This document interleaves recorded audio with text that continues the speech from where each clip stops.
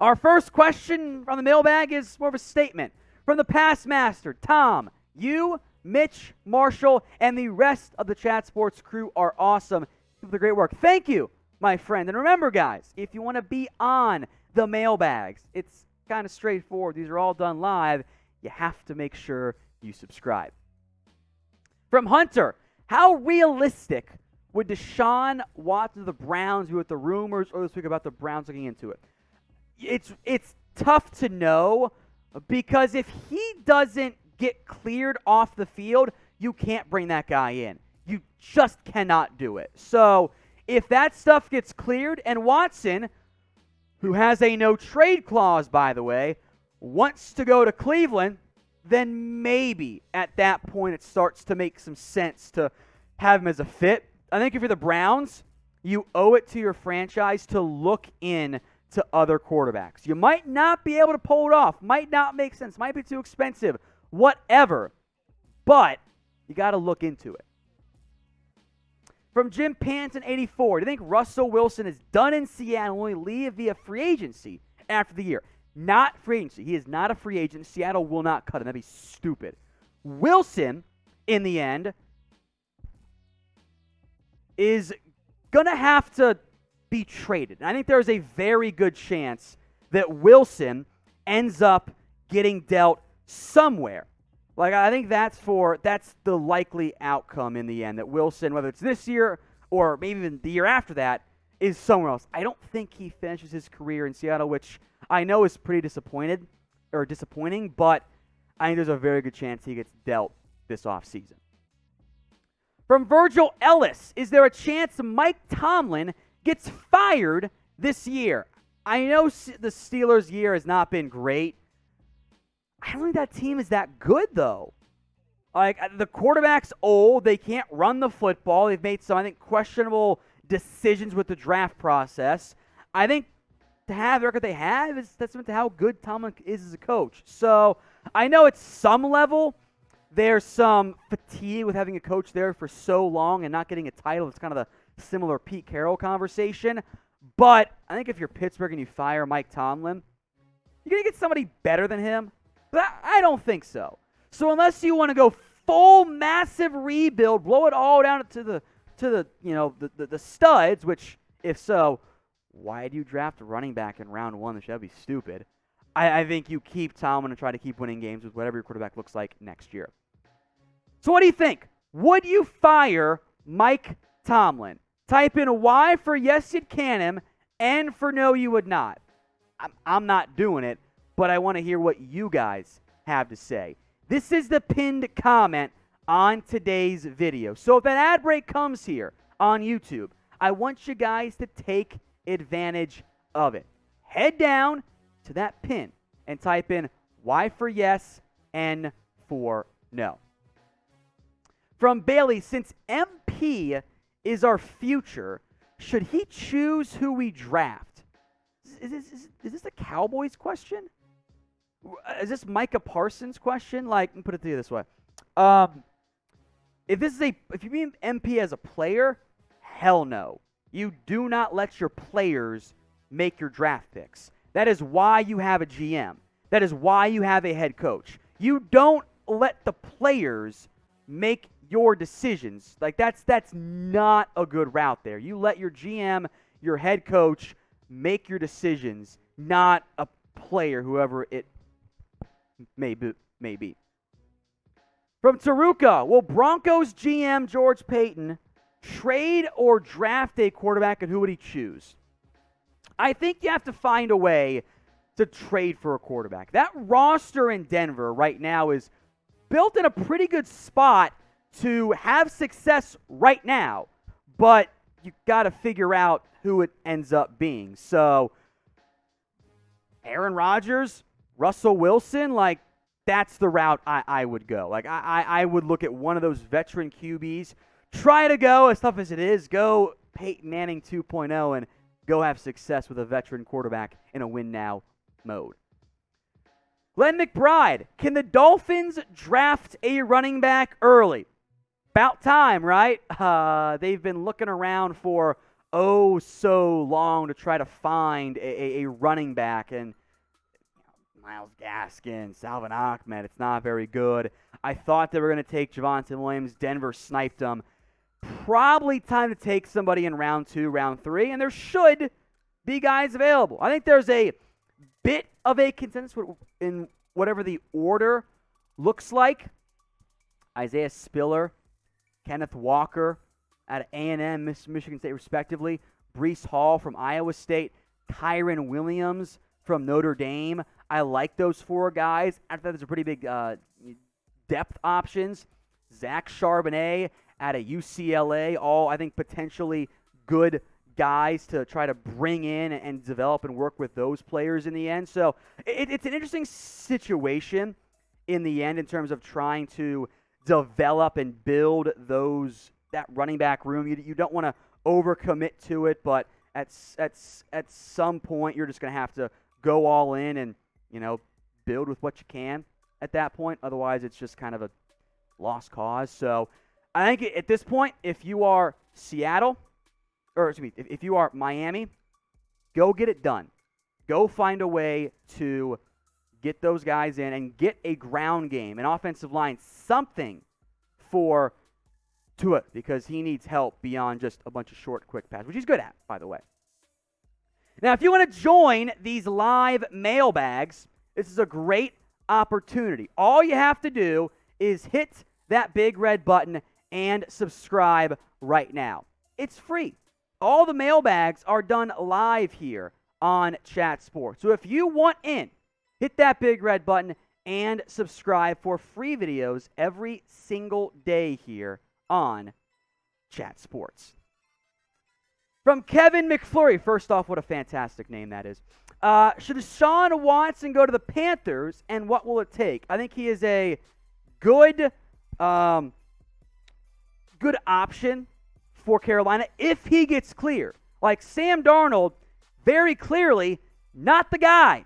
Like we should know that by now, that he's just not the guy for any NFL franchise. Got to look elsewhere. So if I were Carolina and Deshaun Watson were cleared, I'd be working the phones hard to get that deal done, because that would be a potential, franchise-changing, franchise-saving move for Carolina.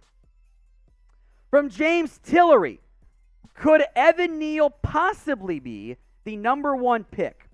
Look, it depends on what team gets number 1 pick. If it's Detroit, probably not. You've got Decker, you've got Penei Sewell. I think that just makes the most sense. Jacksonville is probably okay. The Jets are okay. Like I don't think he goes number 1. I think he probably goes around top 5, but I think one of those edges, Thibodeau or Hutchinson, go number 1 overall. Here's the super chat from Sports Fan. If the Seahawks fire Pete Carroll, who should his replacement be? And what should the strategy be to rebuild the team into a contender? If you're keeping Russell Wilson, you probably haven't allowed him to have insight into who you hire. You get a coach who can maximize offensive ability. If Wilson's gone, you blow it up. You hire a coach who will need some time on the job. You go with a young offensive mind probably, or a young guy, and try to build out a team that will need time to rebuild and reset. So if Russ is there, you try and just build the O-line, try to rebuild a draft capital long term, let Jamal Adams rush the passer, you morons, and build around Russ. If he's gone too, it's a full-fledged reset, and maybe you go fire sale as well. Today's show is powered by our sportsbook partner, BetUS, the number 1 sportsbook out there. And they will hook you up with a 125% deposit bonus. Head over to chatsports.com/bet. When you put down at least $100, they're going to hook you up with a 125% deposit bonus. Chatsports.com/bet. Promo code is NFL Daily. From Zornell Malone, if the Raiders trade Derek Carr, who will we draft at 15 to 18 for a quarterback? I kind of hate the idea of drafting a QB. If I were the Raiders, if I trade away Derek Carr, I better be getting a Rodgers or a Wilson or somebody, because kind of don't think drafting a QB in that range is the way to go. If you do, though, look, I think Matt Corral is a name to watch out for. Kenny Pickett. Some people like Desmond, I'm not sold on him right now. Malik Willis is high upside. Maybe a Carson Strong, a Sam Howell. Those are some names I think to keep an eye out for beyond that. Alonzo Mckenzie.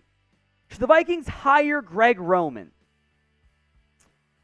I think Greg Roman only makes sense if you're hiring or if you have a run-first quarterback, which is a pretty small subset of teams. That is sure as hell not Kirk Cousins. I don't think it's Kellen Mond. He can move. I don't think he's a true run-first guy. At least I don't think you want him to be. I don't trust Greg Roman to develop and build a strong passing attack. So I don't really want him if I were the Vikings. I think you look in a different direction over Greg Roman. Who is your top head coach candidate? Who is it?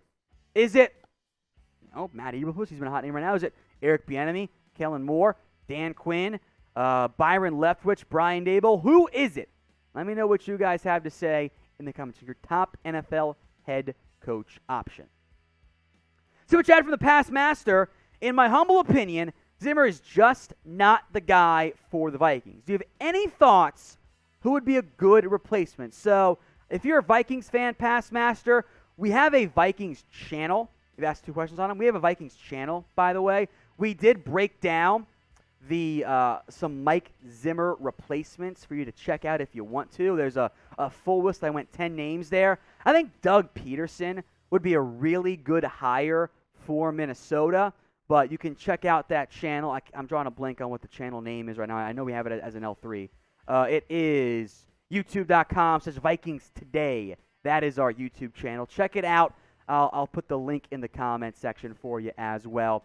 youtube.com/Vikings Today.